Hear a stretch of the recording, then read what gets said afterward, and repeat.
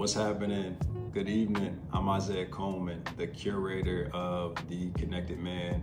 Today we have Masculinity Monday. Let's go. Masculinity Monday.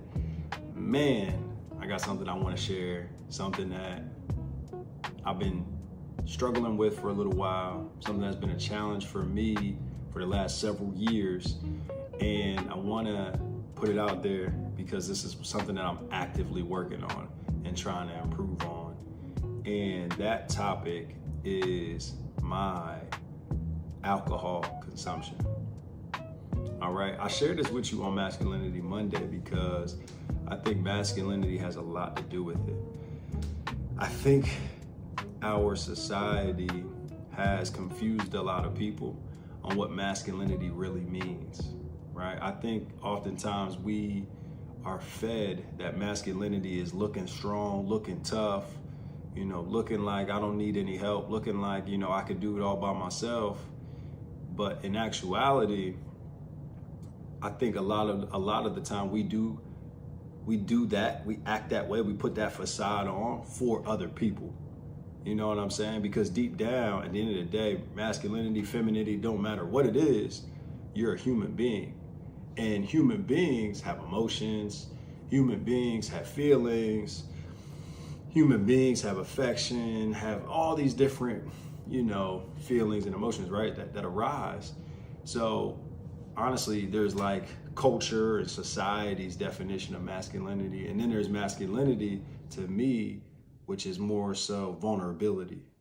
You being comfortable in your own skin, being able to speak on exactly how you feel, whether that be sadness, whether that be disappointment, whether that be anything other than anger, because I feel like society drives masculinity, and most of the time it's in the form of anger or the form of frustration. And masculinity is way more well-rounded or way more complex than it is from society's definition or point of view. So anyway, I share that with you today because I gotta be honest, I got something I wanna share with you. I got something I wanna share that I've been struggling with, that I've been challenged with for a while. And that is saying no to drinking alcohol. Saying no to drinking alcohol. So back in 2019, I gave up drinking alcohol for about 7 months. It wasn't easy. It was actually very difficult because up until that point, I had been drinking for a little over a decade, right? I started in high school, after football games, getting with buddies of mine, drinking beer, and then it just slowly progressed, up until the legal drinking age of 21, and just kind of going on from there. And one thing that I've learned from my journey with drinking is that it's always kind of held me back. It's always made me into an individual that I didn't necessarily align with or like, but I noticed that other people liked that individual when I engaged in drinking. So recently, I told myself, you know what? It's the Lent season's day. Let's fast 40 days, from Ash Wednesday up until Easter. I gotta tell you, it's only been several days and I've already cracked, right? And I share that with you because I'm not afraid of the external, criticism. I'm not afraid of that. I share that with you because I stand on that I'm not perfect, that I am someone who's continuing to learn and continue to self-discover each and every day. And a lot of people outside of my household think that I'm perfect in ways, and it's just simply not the truth. I know I'm not.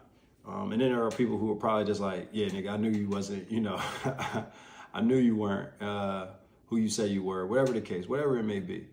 But I share that with you because there's a few reasons why I know I need to stop drinking alcohol. One, because, again, I'm not aligned when I drink alcohol. My spirit, my soul, there's something in it that tells me like, this is not for you anymore. This season is past in your life. This chapter is no more, and it's time to grow up.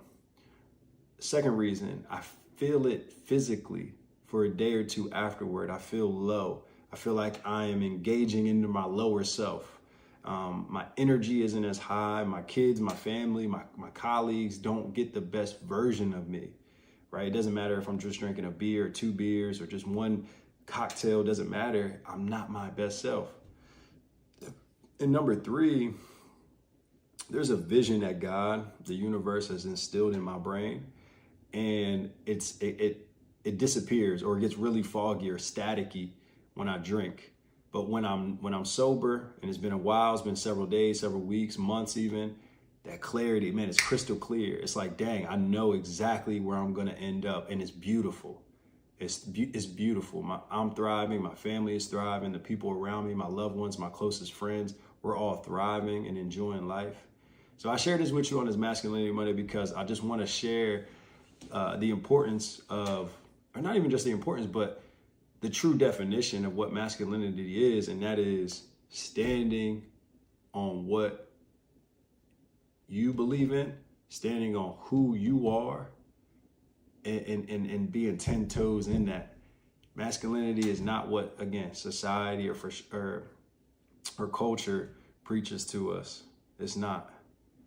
All right. I hope this helps somebody. I hope this is just maybe something that may inspire you to stand on what you believe in, on what you want to change in your life, something that's been a challenge for you. So I'm going to continue to put one foot in front of the other. I'm going to continue to press the issue, and I'm going to continue to get better as a man and as a father and as a leader, because that's what God put me here for, to be the best version of myself, so that I can contribute to society, I can contribute to my family, and I can fulfill on this promise that's been implanted into me. All right. I appreciate you watching.